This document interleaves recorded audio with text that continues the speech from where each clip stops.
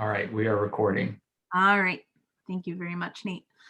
So again, welcome to the IAP2 Northeast Chapter Meet the Board event. I'm Nicole Marin, president of the IAP2 Northeast Chapter. Want to give my, I'll introduce myself a little bit and then go into introducing the chapter. In my work life, I'm a public involvement specialist with an engineering firm called Burns & McDonnell. I work mostly on transmission line projects in New York. I've been working on those for about 7 years, but started community relations work 10 years ago, working with the American Cancer Society in Wyoming. A couple of years ago, I asked the IAP2 USA folks what chapter I should join because there was no Northeast chapter. I was thinking maybe I would join the Ohio chapter, but they said, hey, why don't you just start one over there? So that is why we're here today. I met Nate Lash a couple of years ago at a North American conference, and we started the steering committee, and then that has morphed into the board you see now. All right. So I wanted to go through kind of the emerging chapter of IAP2 USA. Our main goal for the chapter is to bring public participation professionals together so that we can support each other and learn from each other. There's not that many kind of professional groups specifically for what we do. This is it. So we wanted to bring a geographic aspect to our networking. So the chapter is being established. I'm excited for you to meet the board that is going to help this all happen in a minute. They're a volunteer board, so I want to say a big thank you to all the volunteer hours that you have put into the board, taking us from a fledgling chapter to an emerging chapter. Again, very much thank you. I couldn't do it without you. So some things that we've been working on the last few months that I wanted to highlight. First is putting a plan for events throughout the year. This is the first event of that plan, and our events committee will be describing what the plan is going forward later on in this presentation. We've been establishing a presence on the web through our LinkedIn pages and our IAP2 USA website page. So be on the lookout for emails. I know one just went out for our first email of the year. And there's some always interesting content being shared on LinkedIn. We have a Friday Reads series. So please go on LinkedIn, take a look, see what we're up to, and get some nice Friday afternoon reads before you go out into the weekend. We are doing some internal work to iron out the logistics of being a chapter, including, getting our charter and bylaws all set, and our funding and financial framework getting built out. We've also been doing work on our vision for diversity, equity, and inclusion as it relates to the chapter. Very important for IAP2 USA, and I think organizations all over the country, not even public participation. So we are working that into the work that we plan to do. So helping to flesh that out and make sure that it's part of what we plan for events and how we run the chapter has been important. So given that, I'm excited to start implementing these pieces and move the chapter forward to bring all the IAP2 professionals together in the area and support the great work that we all do. With that, I'm going to turn it over to the board to introduce themselves, starting with Ala. Thanks, Nicole. Thank you everyone for joining. So my name is Ala Busala, and outside of IAP2, I am the Citizen Participation Officer for the City of Framingham. And Framingham is a very interesting community. It's located as a midpoint between Boston and Worcester. And it's a brand new city. One of the major reasons to why we became a city form of government was because we're seeing a unequal representation in this power in decision making roles.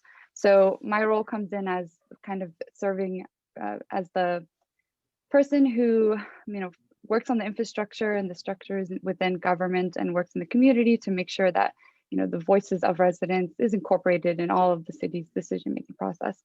And when I started this role, I was kind of doing everything alone and learning as I go.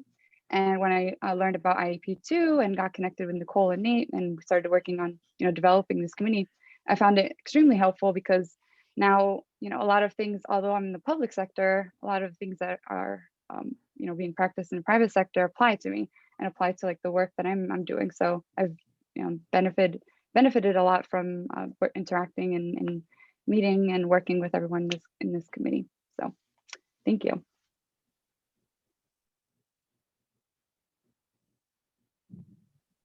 Thanks, Ala. I will turn it over to Carolina. Hi, everyone. My name is Carolina Prieto. I'm the Community Engagement Manager at the Metropolitan Area Planning Council. We are a regional planning agency in the Metro Boston area. And so we serve 101 cities and towns in that area, about 3.4 million people. And so we have a big task in hand, and we cover lots of different topic areas in housing, economic development, environment, clean energy, arts and culture, and more. And so I'm really excited to be a part of this board to help unify us and bring us together under the public participation hat that we all wear. And so it's very exciting to be here and be connecting with people across the region so that we can build a stronger shared practice together and build upon the partnerships that we want to see for creating more equitable futures for our communities. So thank you everybody for being here and excited to get started. Thank you. All right, Chris. Hi, everybody. My name is Christopher McDermott. I'm the Economic Development Manager with the Montechusett Regional Planning Commission, where my role really centers around a review and revision of the sets to account for COVID-19. We're really focused on attracting development and new business and new investment to our region, which is just about a half hour north of Worcester, Massachusetts, right below the New Hampshire border. North Central Massachusetts is the other moniker we go by. Regarding IAP2, I'm really excited about being part of this organization. Public outreach is a major part of my role. So as the membership member of the board, I'll be focused on really expanding the bench of talent we have available to us at IAP2 through our membership and ensuring that their input is included so that our events are as impactful and inclusive as they could possibly be. Awesome. Thanks, Chris. Erin.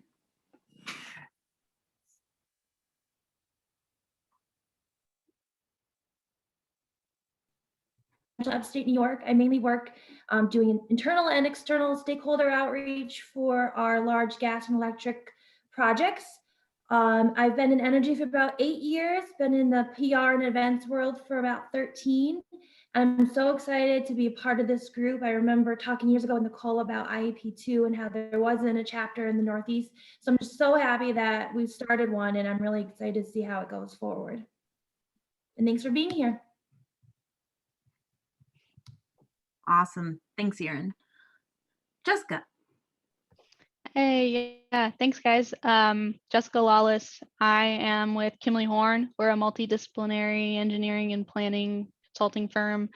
We're nationwide and cover public, private, and basically everything except for architecture is how we say it, which is cool for me because I've gotten to work all over the country in what I do, which is kind of like two parts. So I am lead our graphics team within Kimley Horn. I'm a graphic designer by training, and I just have this amazing team of talented people that I work with. But then I specialize in public participation and came into contact with IAP2 4 or 5 years ago now. I did their foundations training.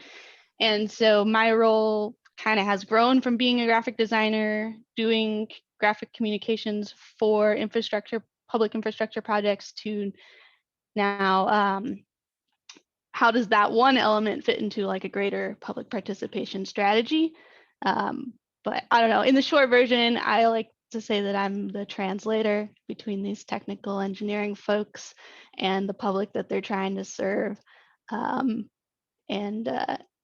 making sure that there's an equal playing field between those two parties, I think is really important, that we recognize, even ourselves as public participation professionals, the role that power plays in what we do, and how we come into the situation with more power than the public we're trying to serve, and what we can do to elevate their voices. And I think communication plays a huge part in that. So I'm our communications chair. That probably could have been said sooner, so I'll work on that. But thanks for being here. Good to see you guys. Thanks, Jessica. No, it's all good. If you have seen the wonderful artwork and graphics that we've had on LinkedIn, Jessica is responsible for that. And she's been doing a great job. All right, Megan. Hi, everyone. I am Megan Rubel. I am the one of the co-events chairs, I guess, here at the IAP2 board.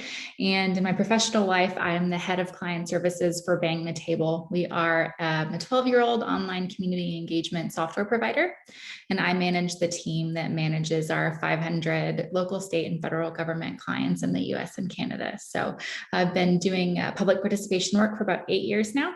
5 years at the local government level in Colorado, and 3 years at Bang the Table now. So what we do day in and day out is try to bridge the gap between the folks that traditionally show up to public meetings and everyone else, using software and some online digital first methodology. So been involved with IAP2 for about 2 years now. I've also done the training like Jessica. And before that, did some facilitation training to try to do this work both within my organizations and out in the public. So very excited to be part of this chapter and to see where it takes us. Awesome. Thanks, Megan. Nate. Hey, my name is Nate Lash, and I'm a public involvement specialist at a transportation planning and engineering firm called Howard Stein Hudson in Boston, Massachusetts. In that role, I sort of see myself as a process advocate, trying to help bridge the gaps between the people who make transportation decisions and the people most impacted by those decisions. I work mostly with state and municipal agencies, transportation departments, what drew me to IAP2 is I've been interested in this kind of work for a long time and have background in conflict resolution, and just identified how a lot of people who do work in this space do it alone or do it in silos. And there's not a lot of communication or opportunities to collaborate with folks who are doing the same or similar work, but across different industries or different sectors or even geographic locations. So really excited for this chapter to get off the ground and grow, to help increase, just us sharing best practices and ideas and things we're learning, and help improve all of our practices in each of our own sort of industries, sectors, and areas. Awesome. Thanks, Nate. And last but not least, Stephen. Hi, yes, Steve Buckley, semi-retired, recovering federal bureaucrat. I spent 25 years in Washington, D.C. in environmental work, which involved a lot of public participation. I should say I'm the training and education chair, so I'm very excited about the prospect of a lot of infrastructure projects coming down the road, which will mean a lot more public participation, hopefully, of a higher quality. And so that will mean that people who are convening those discussions will need to have proper training for how to hold a meaningful gathering and not one that's just perfunctory. So particularly with respect to the Biden administration, their emphasis on diversity, equity, and inclusion, which is totally consistent with IAP2 core values. And I should say that I am looking forward because I was IAP2's representative to the program started by President Obama on how to improve public participation in federal decision-making projects, which also actually still continued through the Trump administration, is still on the books. So I'm very eager to find out how the Biden administration wants to move forward on this. So it should be a very exciting time. Awesome. Thanks, Steve. And thanks to the whole board. Great. So we are moving on to our discussion. First, I wanted to open it up for general Q&A. Is there anybody that has any questions?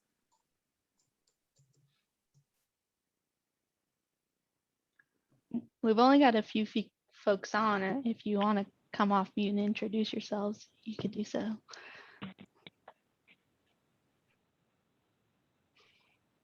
Hi, everyone. Hold on. My name's Olivia Mobade, and Jessica was nice enough to invite me today. So I am not incredibly familiar with your group, but I'm very interested in seeing this kind of group exist. I didn't even know it did. The work I do is definitely, it's changed in the past few months. I used to work pretty closely with Jessica at the Virginia Department of Transportation. I was their TDM program manager, so did a lot of virtual outreach during the pandemic to track commuting patterns and preferences and things like that. And Jessica's graphics definitely helped us a lot. So very much appreciate that. But I actually work for the T now in Boston as of a couple of months ago. So I'm a service planner there now, and just kind of getting my feet wet in some different types of public involvement, more so, you know, community meetings instead of these larger scale kind of surveys. And I'm just really interested to see, you know, what other folks are working on, and I'm happy to be joining you today. Thanks for joining, Olivia. All sounds very interesting. I told Olivia she had to get on so she could meet more Boston people. Yeah. We've got them here.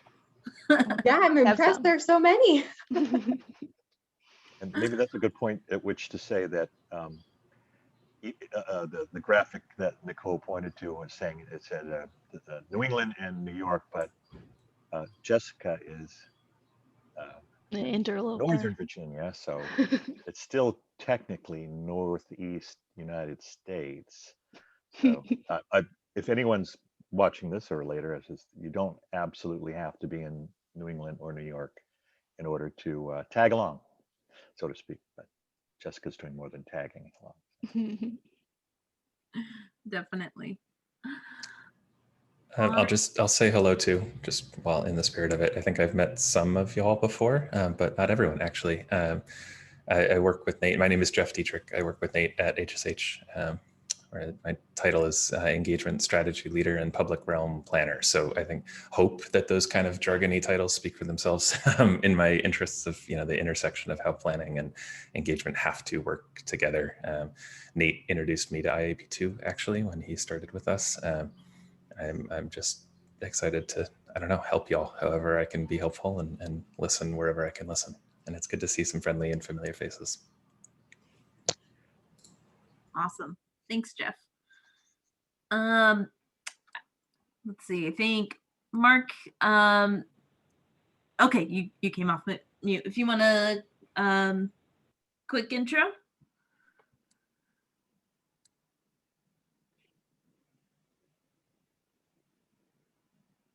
If technology is not working, that's fine too. Mark, you're still on mute, so you might want to try one more time if you're trying to join us.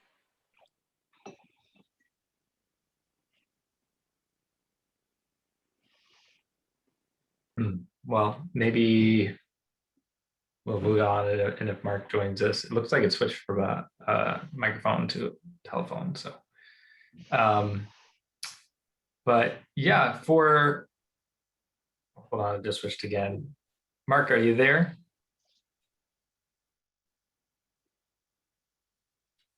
No. All right. Well, really, for the rest of our time, the thought was to just have a conversation about anything engagement related. So Olivia or Jeff or Mark, Mark, I see you came off mute. Are you here?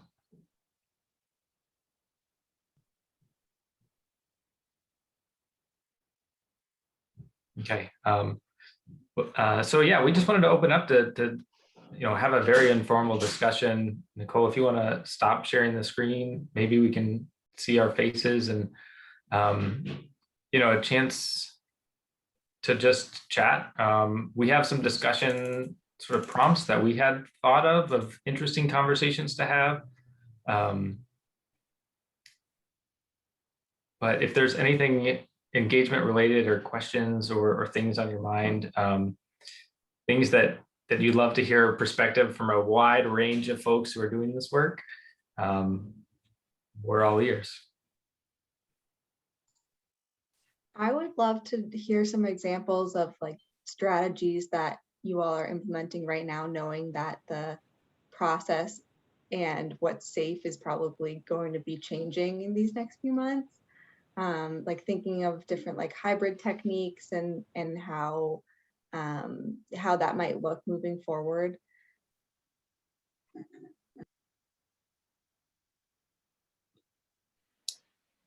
I have lots of thoughts on this, Olivia. So I'm glad you brought it up.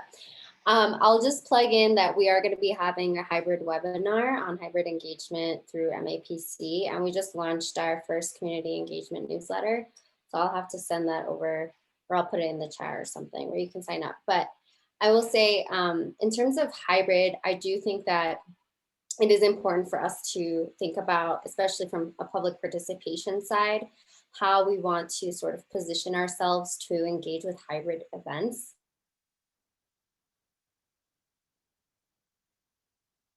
Personally, I do feel like, and I'd be curious to hear what you and others think, that we do need to have hybrid opportunities for every event, just like we do translation and interpretation services. We need to also have these hybrid possibilities for events, and not just because it would be nice to have, but it's a must have for some people, right? For parents with kids, for people who work late, who work odd hours, who can only just call in, or maybe people who don't know anything about planning or the work we do, but actually want to learn and just want to get their feet wet on the subject, right?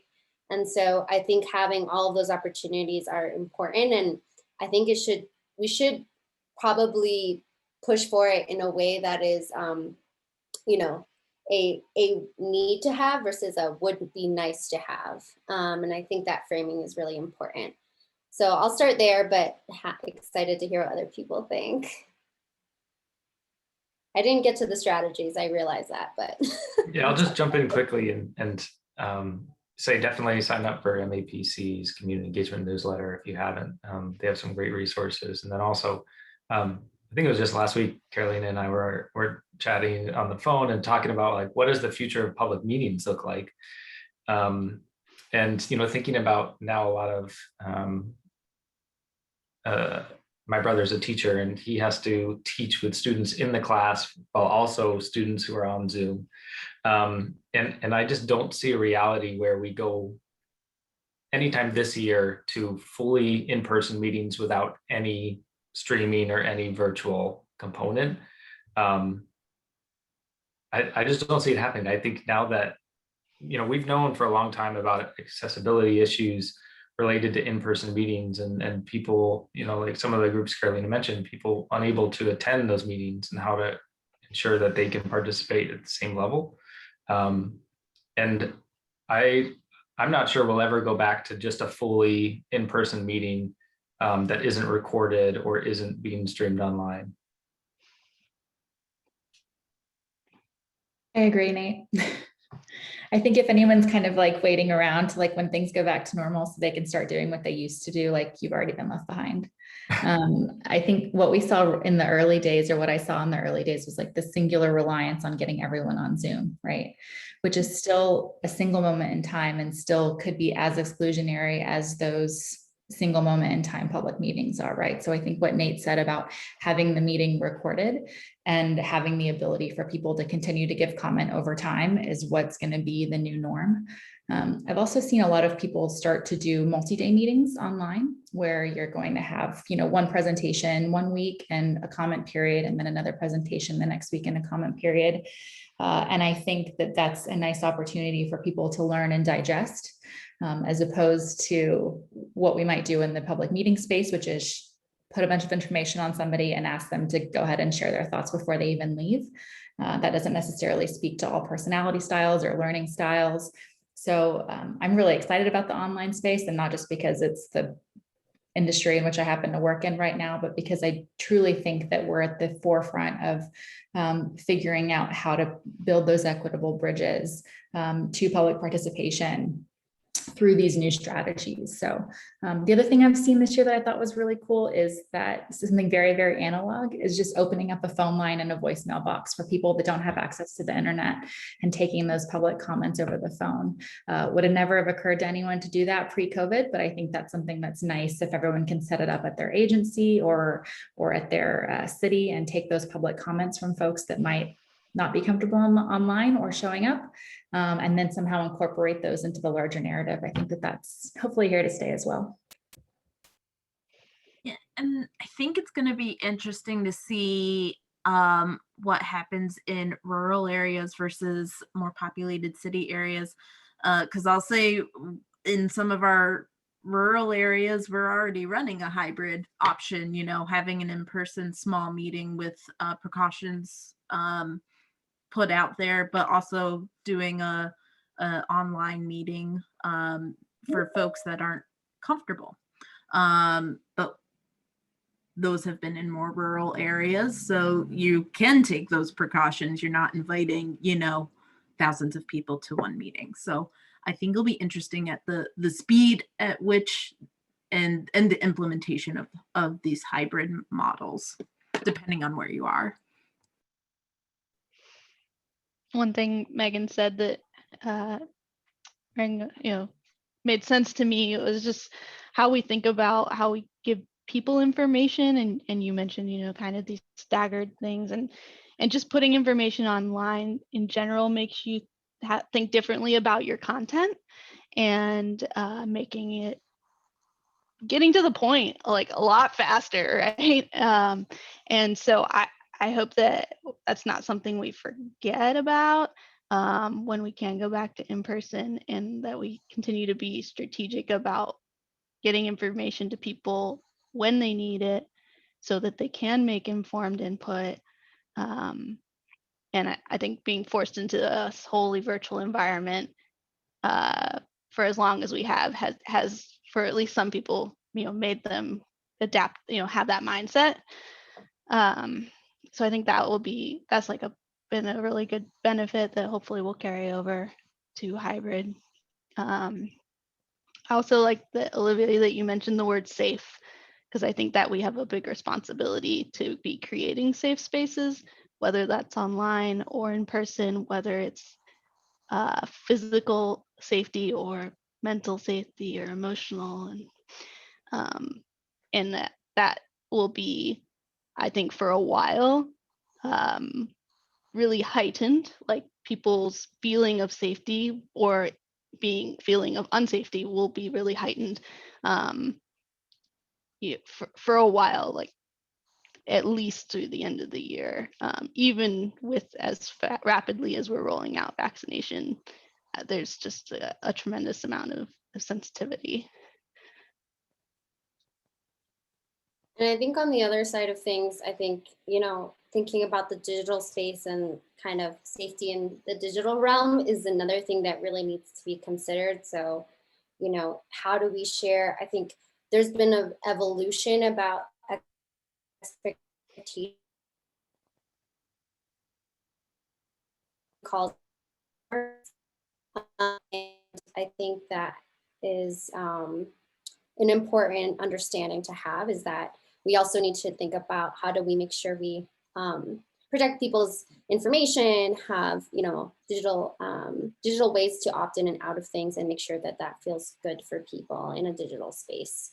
And I think we'll have to continue to have those conversations. And there've been a lot of conversations around like, personal information security and what does that mean in a public space, and then how do we roll that out? I think what's going to happen is, others have said here, that it's never going to go back to the way it was before, where online participation was rare and an afterthought, in that sense.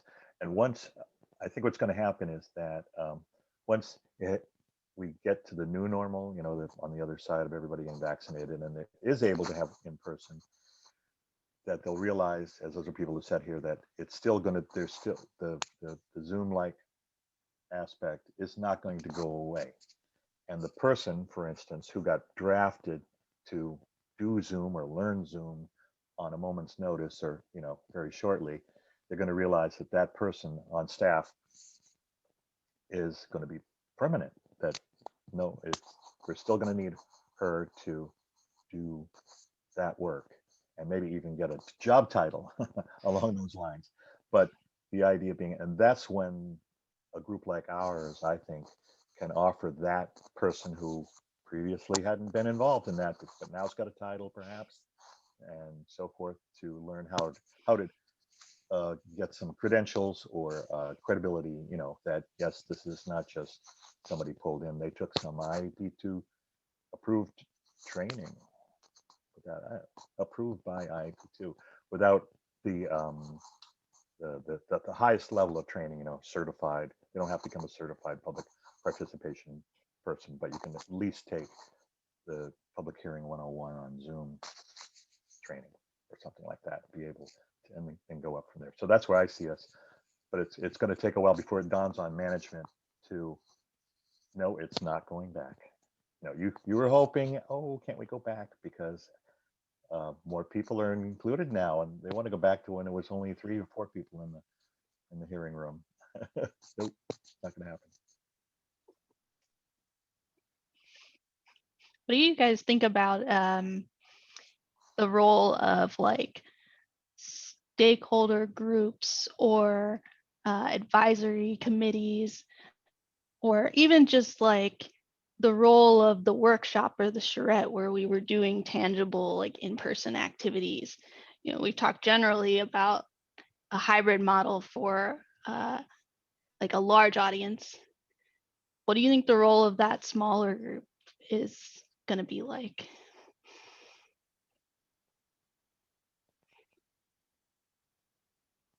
I feel like Jeff has something to say, but I'm not going to force him. He's smart. No, that was the great question. Appreciative. Yeah. So, I don't know. I do have thoughts. I always have thoughts, but yeah, Jessica, I think that's kind of the eyebrow raise was me thinking back to a public meeting I was in last night, which was a land use planning workshop for Plan Charlestown, which is where I live. So it was BPDA putting on the second virtual workshop to try and set the ground of a conversation for long-term land use planning in the whole neighborhood. Not that it's ever an uncomplicated undertaking, but Charlestown is a specifically sensitive neighborhood about a lot of things. Yeah, thanks, Nate. I appreciate. Sorry, BPDA, Boston Planning and Development Authority. No, so sorry, I'm rambling all of a sudden. Getting it back into control. What the thing that happened in that meeting was they were trying to transpose an in-person methodology into a virtual environment, and it just really didn't work. Like they approximated it, and as best as they could, I think, using breakout rooms and trying to get people to talk in a small group conversation kind of way. but it was the first meeting that I've been in where I felt like something was really missing, not being able to do the in-person version of that activity. And it was to the point that folks have made already, like I think trying to force synchronous conversations virtually rather than allowing them to be asynchronous. So like if they had just opened up like a 2-week comment window where it was like, hey, we want to ask you guys these 3 questions, start an online dialogue about it, give your thoughts.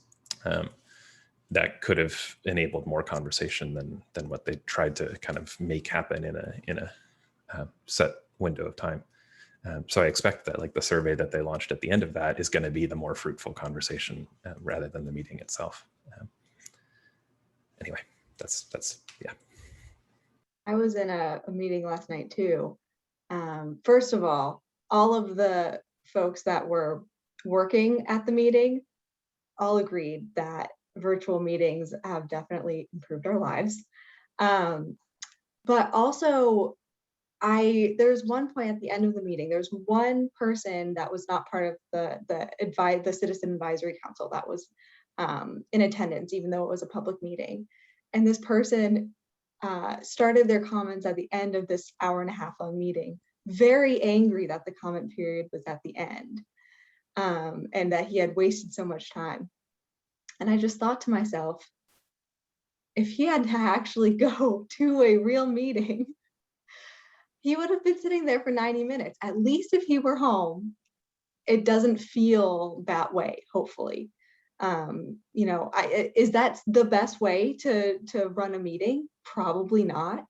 But, knowing that these people are able to, perhaps give their attention to something 50% instead of 100%, and potentially add more involvement to that, having 4 people there at least instead of 1. I think it does make, a little bit of a difference. But I think like kind of what you're saying is, in terms of it being in person or in virtual, it really just like if you're doing something virtually, it doesn't need to be in person done virtually. It needs to be done really different.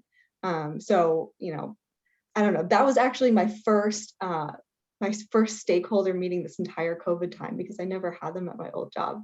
And it was kind of wild to me how similar the virtual version of this kind of meeting was to what you would expect, just, sitting in a conference room somewhere. So, I think there's still a lot of work to be done for these smaller groups too. I don't think it necessarily needs to be exactly how it's been. I think you bring up an interesting problem to solve, though.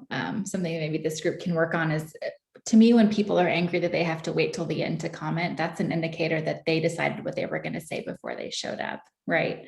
Which makes the whole like show up and learn with us, digest and give feedback model kind of moot, right? So what can we do as practitioners to try to encourage people to abandon what they came into the meeting with, whatever those water cooler perceptions are, and kind of follow along with us on this conversation and make it more conversational throughout. So it's not like presentation feedback, but more of a loop, right? Like information back.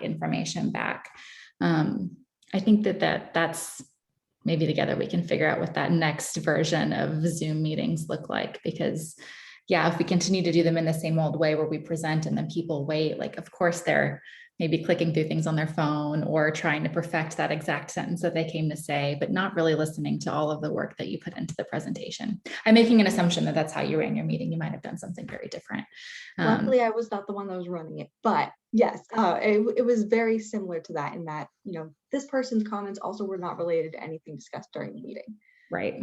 Which I think, always happens. There's always someone like that or a few people like that.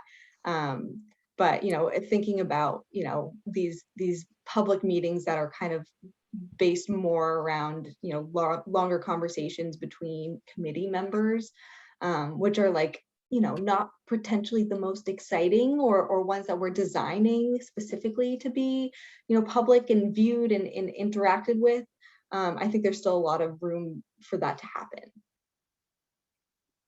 Sounds like a good workshop opportunity for this group, for like some future event type stuff.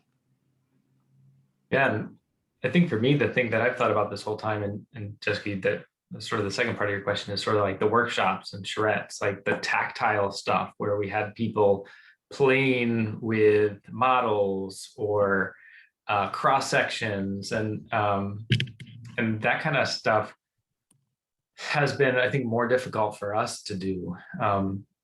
You know, like Olivia mentioned, we've been doing stakeholder meetings, and those you can sort of replicate in an easier way. But I think the days of the sort of like summit, where there's like one day where you get 100 people to like sit in a room and do these like charrettes, for all the reasons that Megan and Caroline and other folks have said, it's exclusive and exclusionary.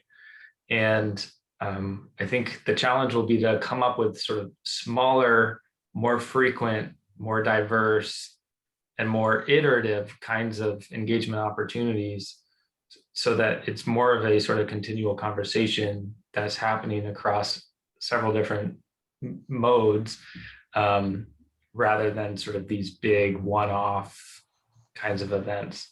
And we've used interactive online tools to get at some of that, like where people can put pins on a map rather than a sticky note on a poster board. And I think we'll be seeing more of that, but again, sort of a hybrid of different kinds of things. Two things came to mind as you were talking, Nate. First off, like, it's such a benefit to then have 10 touch points instead of one, right? I mean, Ala, that's what you're doing in your community, and what a consultant like myself doesn't get to typically benefit from. But the other part is, like, doesn't it call into question why we were having those summits in the first place? And was it just because we thought it was fun to make typical sections with little building blocks? And I'm not saying that it's not fun or that it's not useful, but as we're designing public participation, how are we aligning those activities with the input we need to move a project forward? And when we can't just one day have a summit and get everybody together, I think we have to really challenge ourselves and think about that. I think it might be some advantage to getting before what Olivia was pointing out, the example of the person who waited the whole meeting to say something. And the town I'm in is wrestling with that, the select board, which is also considered a town council in other parts of the country. But the idea of when do you allow it? And so last 6 months, they had an experiment where they said, well, let's try it. We had been doing it as each item came up for discussion, but for the board, and before they voted, they would allow the public to vote on whatever item they were discussing before they made their final decision. And then he said, well, let's have it at the beginning and at the end, maybe we'll try both. At which time people said, well, wait a minute, you already made your decision. Why should I say it at the end? I'll just waste my whole time listening, and you have it before, well, I don't even know where you're starting from. So I'm going to guess what the discussion is going to be about. So anyway, the idea, I was trying to tell them that, well, I was wishing that there was an IAP2 approved format. You could say, look, as opposed to them they had no idea that there might be one particular format that is better than the other. They were just winging it. Oh, let's try this. Let's try that. Try it at the end. And I'd love to be able to point to something and be able to show them, and this is pretty typical of any type of town council type of meeting where you do that. So that could be applicable across. If anybody knows that about any training, any offering on standard formats that can be cited, that would be great. Thanks. I'm curious to see if anyone has done any public hearings during the last year. I haven't personally, but just wondering if you guys have, and how have they been, and have you had a good turnout? Erin, I'm so glad you raised that. Oh, sorry, Ala, please go ahead. No, go ahead. I was just going to say, what I've been thinking about the past couple minutes is, like, there are kind of oversimplifying, but there are two different tracks of the work that we do, right? Sometimes we're soliciting formal comments on items that need approval, whether through the environmental process or some other project development need. And then there's also like consensus building, understanding, project development, all of these more collaborative conversational activities that we undertake. And when like Nate and I are working, we do public meetings, right? And those are a distinct thing than public hearings. And we've done both. I can talk more about how the hearings have gone later, but that's really brought a smile to my face that you brought that up. Yeah, I think that's been a very interesting process. So in Framingham, when the governor issued, banning public, face-to-face meetings, all of our boards and commissions who have to abide by open meeting law had to go virtual. And that was the first time in like ever. And it blows my mind because it really is an easier way to do business. We are recording most public meetings and advertising them and running them through our government channel. So why can't we just do that on an ongoing basis? I found that there's been more people or new people who have been jumping onto these meetings. And even though we can't really like record, or find out who exactly that is, but it just shows that there's new names, new faces, new people who are joining these. And I think one of the things that I've learned is that it ties into communication like big time, because it doesn't matter if we're posting and we're having these meetings and hearings and activities available online. People need to have the information that led to that meeting beforehand so they know what is going on when they're there. So there's so much work to be done in terms of just navigating the public meeting itself, but also the beforehand and the after. People need to be able to connect all of those pieces in order to really feel part of the decision. Thanks, Ala. And I see that Warren just joined us. So Warren, welcome. Hello. Thanks for joining us. Do you want to just introduce yourself and let us know where you're coming from and a little bit about yourself?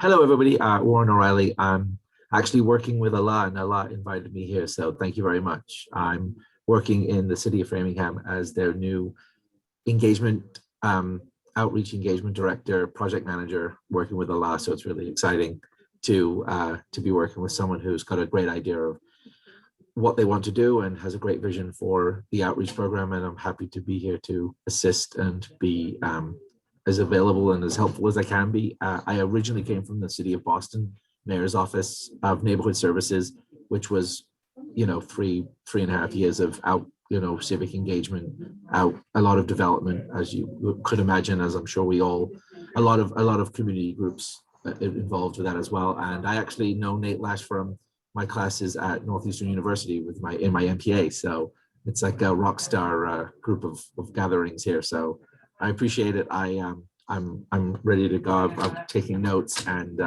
looking to see what the proven leaders in the space have about how do we get the words out, how do we have events, how do we do public outreach, how do you keep it equitable, because if you do it virtual, then you've got issues with accessibility to the internet, and if you do it in person, how do you keep people's comfort level adequate. So I'm very excited to be here, and thank you for inviting me into your group, and I appreciate I'll be at the future event, so very excited. Thank you. Awesome. Thanks, Warren. We're lucky to meet you. Thank you so much. Yeah, so good to see you, and congrats on the new role. Thank you very much, Nate.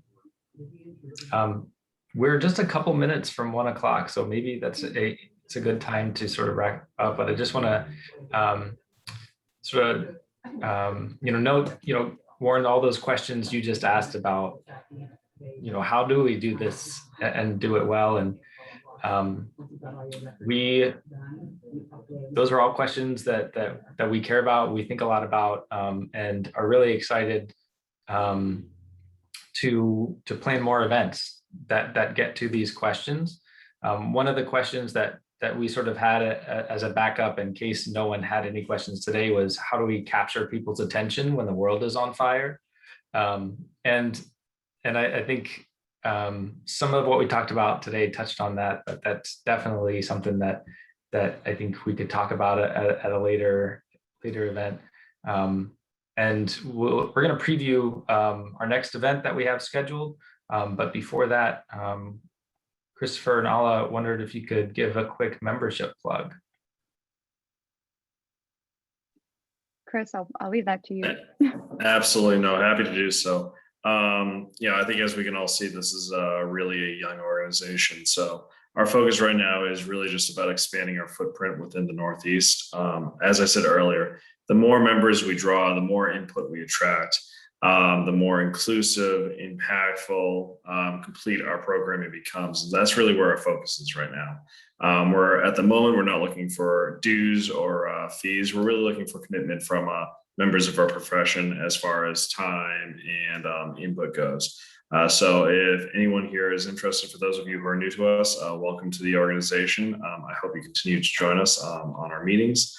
For those of you who might know people who are interested, I have a couple of people in mind that I'm reaching out to right now. I really encourage you to bring them along with you. We really want to make this as big a table as possible. And I just want to add one thing. Membership means that you're part of this organization. So bring your ideas, bring your suggestions. Like if anything you're seeing and you think we could be doing better, let us know. Like we want to make this for everyone. Absolutely. And I'd also like to help promote anyone that's in this group. So if your organization's doing a webinar, like Carolina, you mentioned one coming up, and IAP2 Northeast can use its platform, which is small but growing, to help with that. Just send things. You can send them my way. Jessica.lawless@kimleyhorn.com or find me on LinkedIn. Awesome. And I'll just end with, so Megan, Aaron, and I have been planning and thinking through the event, and we thought it would be great to do sort of a panel discussion from folks who work at the municipal level about their experiences. This group is very cool and kind of unique because it's a mix of consultants, people who work in the private sector and in the public sector. And so save the date, Thursday, May 27th, from 12 to 1 p.m. during the lunch hour, just like today. We're gonna host a panel discussion. The title of that is Municipal Perspectives on Community Engagement. So really excited for the panel that we're gonna put together, featuring Ala and some other yet to be determined folks who work at the city and town level, doing this work to help answer and talk through some of the questions that we didn't get to answer fully today.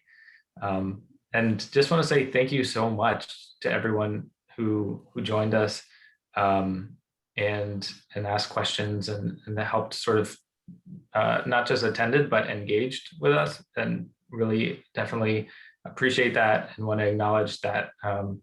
And definitely hope that we see you more often, and that you stay and engage with us as a group, and put questions or comments or resources you find on our LinkedIn. We want this to be as useful as possible, and we want to be a resource for each other. That's why we're doing this and why this chapter exists. Nicole, I don't know if you have any other sort of parting words. Yeah, my usual parting words are let's get lunch. But thanks everyone for coming and participating. Oh, Chris, did you have something? I was just going to say before we sign off, I'm sorry, I didn't mean to interrupt you, Nicole, but I did just throw out the link to the membership application. So if any of the new people here are interested in joining up, please feel free to hit that. It's a very, very brief form, just some basic questions, and you'll be on our mailing list. All right, awesome. Well, thank you everybody for coming and meeting us, and looking forward to the next event in May.